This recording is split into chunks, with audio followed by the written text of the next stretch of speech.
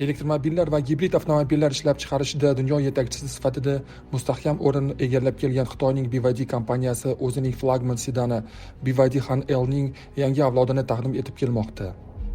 Ushbu avtomobil shunchaki mashhur Han EV modelining yangilangan talqini emas, balki haqiqiy texnologik sakrash bo'lib, BYD kompaniyasining ambitsiyalarini hamda global premium elektromobil bozorida yetakchi o'rinni egallashda intilayotganini yaqqol namoyish etadi. BYD Han-L bu allaqachon dunyodagi eng texnologik va kuchli elektromobillardan biri sifatida o'zini ko'rsatgan mashhur Han EV sedanining evolyutsiyasidir. Oldingi modelning muvaffaqiyati BYD muhandislarini yanada takomillashtirishga undadi va Han-L aynan shu ishlarning natijasiga aylandi. Oxirgi modelning premyerasi 2025-yil yanvar oyining o'rtalarida bo'lib o'tganda bir narsa aniq edi. Bu shunchaki avtomobil emas, balki premium elektromobillar segmentida ustunlikka da'vogarlikdir. 30 yil davomida kompaniya oddiy akkumulyatorlar ishlab chiqaruvchidan dunyodagi eng yirik avtomobil konsernlaridan biriga aylanish yo'lini bosib o'tdi. Wang Chuanfu rahbarligida BYD asosiy komponentlarni, batareyalar, elektromotorlar va avtonom boshqaruv tizimlarini mustaqil ishlab chiqarishga erishdi. 2024-yilda Mercedes bilan hamkorlikda voz kechish va to'liq o'z dizayni hamda texnologiyalariga o'tish BYDni mustaqil global darajadagi brend sifatida mustahkamlashga muhim qadam bo'ldi. BYD Han-L'ning tashqi ko'rinishi long face, ya'ni ajdaho yuzi falsafasini mujassam etadi. Bu konsepsiya bosh dizayner Wolfgang Eiger rahbarligida ishlab chiqilgan. Ushbu uslub shunchaki vizual yechim emas, balki Xitoyning madaniy merosiga, xususan Han dinastiyasi davriga ishora qiladi. Bu davr osmon osti mamlakatining yuksalishi va qudratini ifodalaydi. Keskin va agressiv chiziqlar, xrom bilan ishlangan ajdaho mo'ylovlari, o'ziga xos faralar hamda Phoenix izi naqshiga ega orqa chiroqlar avtomobilga kuchli va esda qolarli obraz bag'ishlaydi.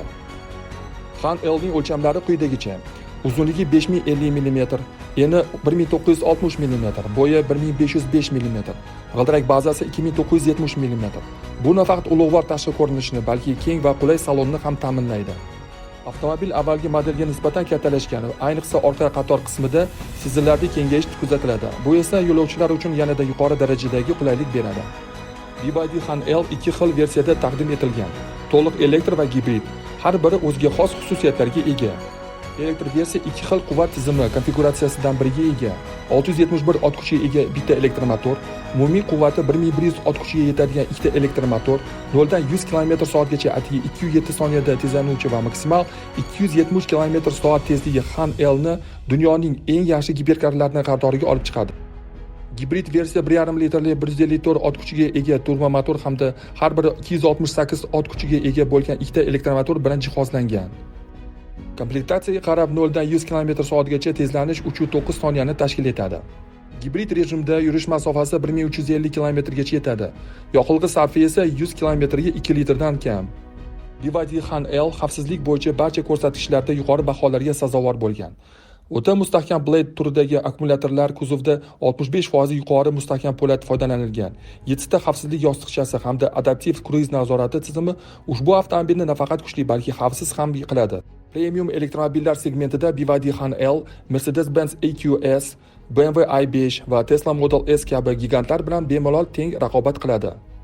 Biroq texnik xususiyatlari ular bilan teng yoki hatto ayrim jihatlarda ustun bo'lishiga qaramay, Han-L'ning gibrid versiyasining narxi taxminan $30,000 dan boshlanadi. Bu esa uni hashamat, zamonaviy texnologiyalar va nisbatan maqbul narx uyg'unligini izlayotgan xaridorlar uchun ayniqsa jozibador qiladi. BYD Han-L'ning noyob dizayn nufuzli xalqaro IF Design Awards mukofoti bilan taqdirlandi. Bu esa kompaniyadagi muhandislik va dizayn fikrining yuqori darajada ekanini yana bir bor tasdiqlaydi.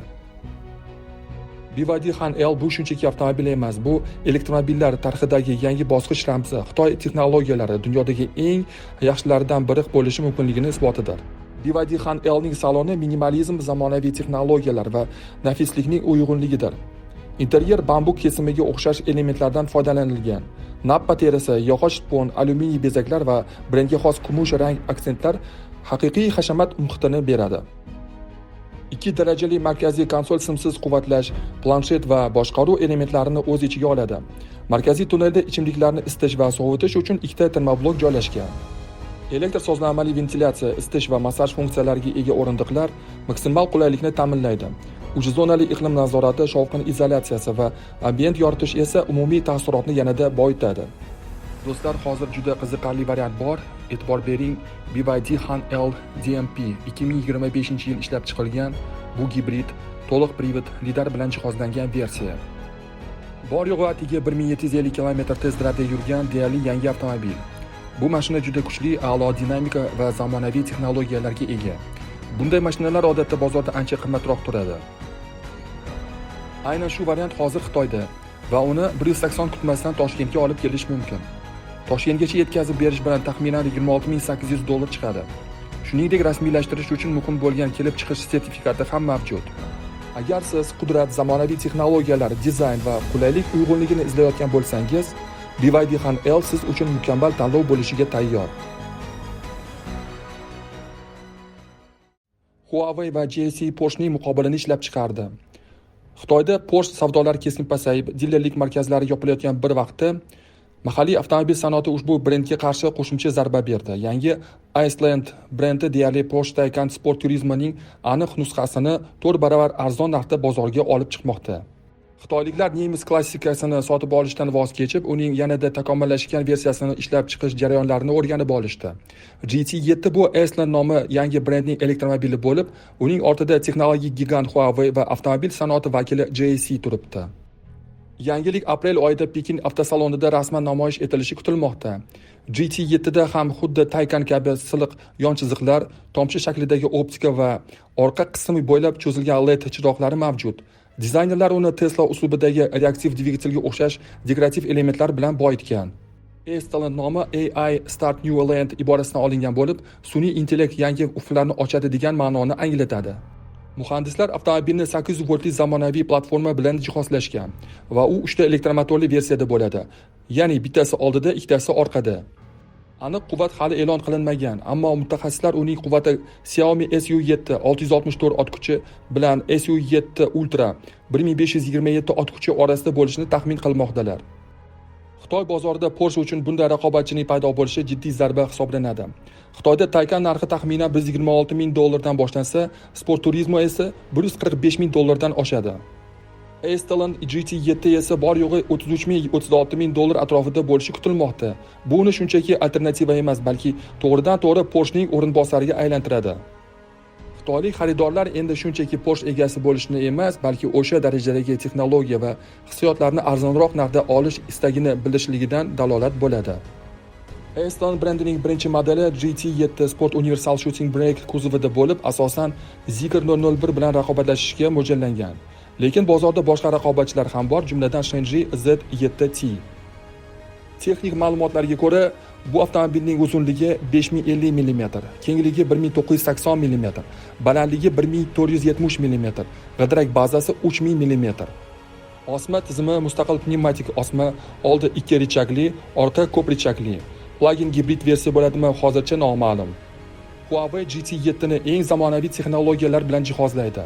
Jumladan 896 qatlamli lidar, 3 darajali avtopilot, Harmony OS multimedia tizimi, Huawei Sound AI audio tizimi.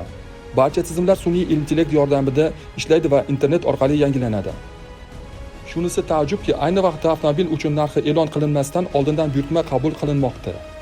Huawei raqamli proyeksiyali X-Pixel optikasi, old chiroqlardagi Cocklight indikatorlar, orqada uzluksiz LED chiroq, yashirin eshik tutqichlari, 19 dyumli disklar, qizil tormoz supportlari GT7 ni tashqi ko'rinishini boyitadi.